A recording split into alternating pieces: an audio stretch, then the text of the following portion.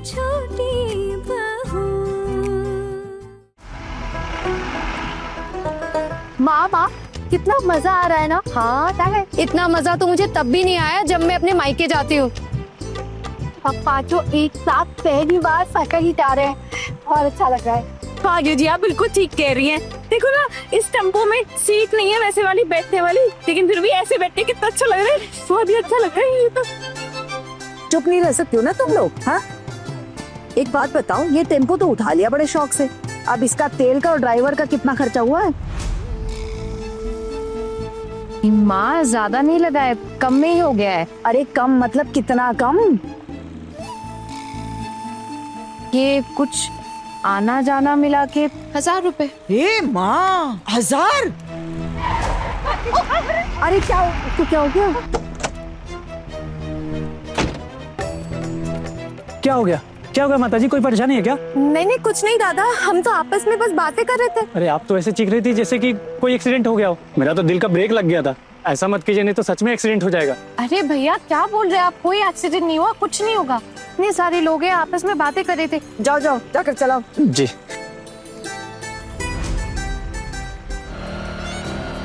ए छोटी बहू, इतना खर्चा क्यों किया तूने? ज्यादा खर्चा कहाँ किया, अगर हम चारों मिलके कोई बस या ऑटो करते तब भी लगभग इतना ही खर्चा होता। बनिए को गणित नहीं सिखाते, समझी? अगर एक बंदा बस में जाता तो कितना होता बता? माँ बस में जाते तो ये कुछ 50 रुपए होते हैं एक बंदे का, तो 5 का हो गया 250। तो अब हम लोग डबल दे रहे, समझ में आ रही है तेरे? गांव में तो पैसों की फसल की है ना मैंने, जो अभी काटने जा रहे हैं हम। माँ हम लोग रोज रोज कहाँ जाते हैं बाहर, आज आप प्लीज डांटिए मत ना। और वैसे भी देखिए ना हम सब कैसे हंसते खेलते बात करते हुए जा रहे, अब ये सब थोड़ी बस में नहीं हो पाता ना।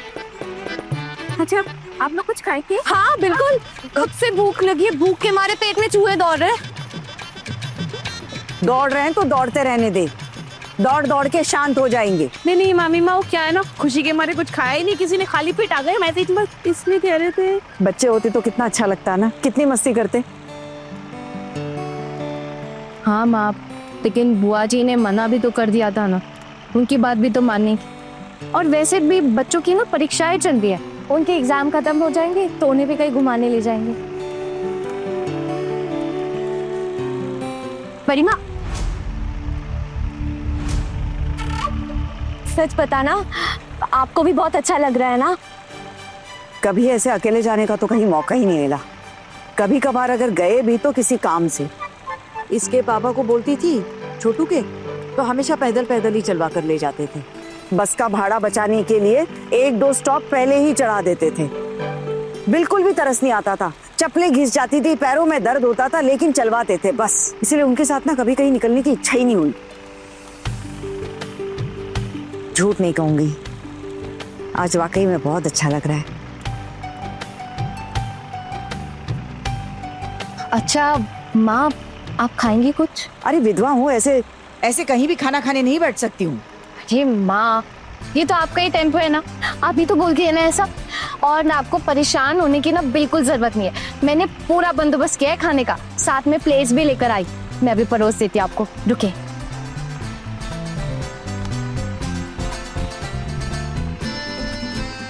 ये लीजिए माँ, झट से खा लीजिए, पेट में भूख लिए ना बिल्कुल मजा नहीं आता है। और वैसे भी अभी आपकी तबीयत भी पूरी तरह से ठीक नहीं हुई है ना। लेकिन मैं अकेली खाऊंगी क्या, तुम लोग नहीं खाओगी? माँ हम भी खाएंगे, लेकिन पहले आप खाइए, खाकर तो बताइए कैसा बना है।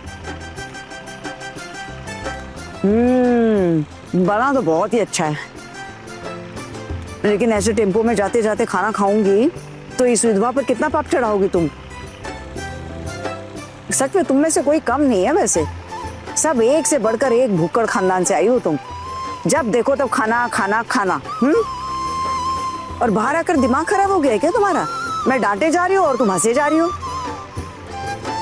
चलो खाओ, शुरू करो।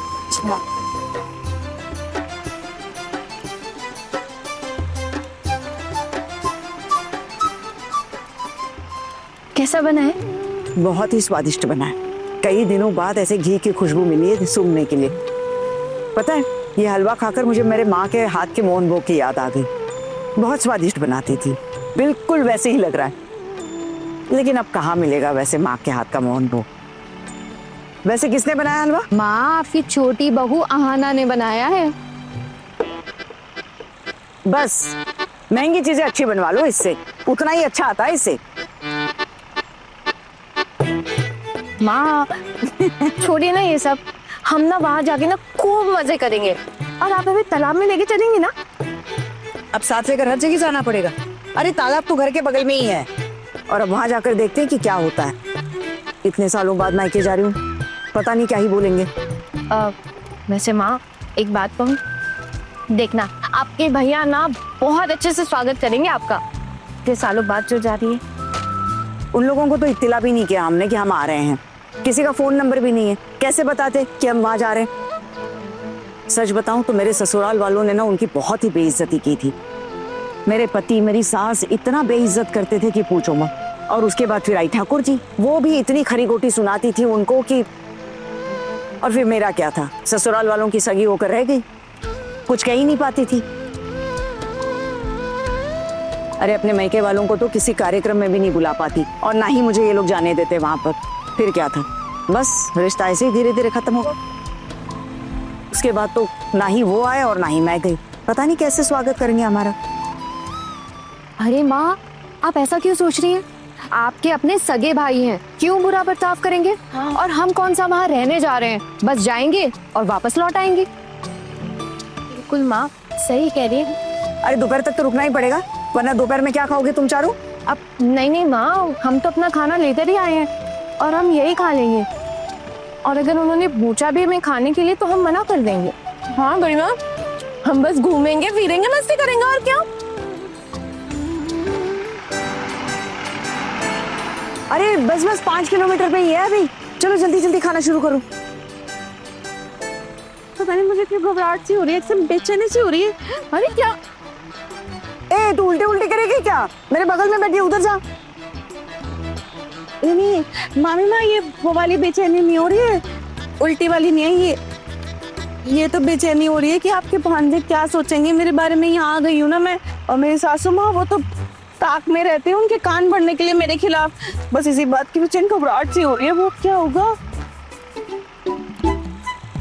देख मछली, घर के बुजुर्गों के बारे में ऐसी बुराई सुनना मुझे बिल्कुल पसंद नहीं है। अब तू मेरे साथ आई है ना, मेरे साथ ही लौटेगी, तो वहां जाके देख लेंगे कि क्या होता है। और रही बात पोल्टू की, तो उसे मैं समझा दूंगी। और एक बात बता, अगर तुझे हम नहीं लाते अपने साथ तो घर में बैठे बैठे गंगा नहीं बहा देती तू, तब कौन संभालता रही तुझे? हाँ वो तो है, दुख होता ना मुझे थोड़ा ज्यादा होता। ये नखरे छोड़ बेचैनी बेचैनी वाले, और चल चुपचाप खा ले। वैसे खाना बहुत अच्छा बना था, मेरा तो एक पूरी सी पेट भर गया, आत्मा तृप्त हो गई। अब तुम लोग खा, चल।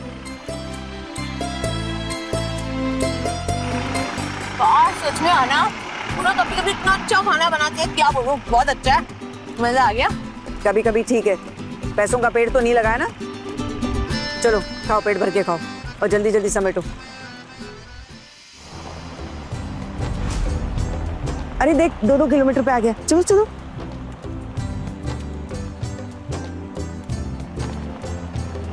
अरे देखो देखो, रूपनारायणपुर आ रहा है, चलो चलो खड़े हो जाओ।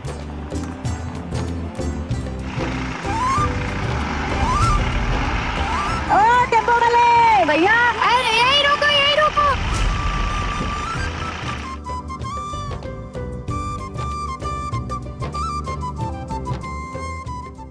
सुनो, आगे की सड़क बहुत सिकुड़ी और बहुत ही खराब है, हम चलकर चले जाएंगे, शाम को लौट कर आएंगे तो यहीं मिलना, ठीक है? और ये सामान जो रखा है ना, उसको जरा ध्यान रखना। ये दरवाजा अच्छे से बंद कर लो पहले। चले?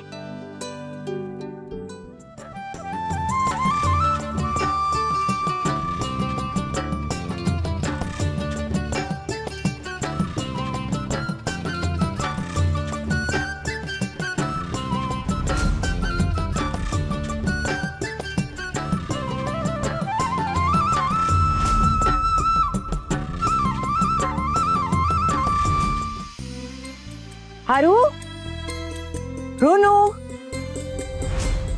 अब माँ, लगता है सब अंदर है। हाँ चलो अंदर चलते हैं, आओ।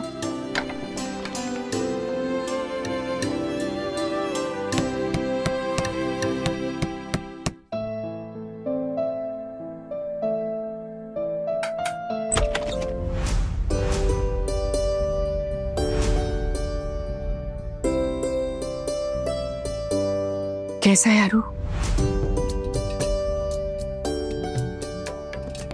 ये दीदी आप यहाँ अचानक क्या हो गया?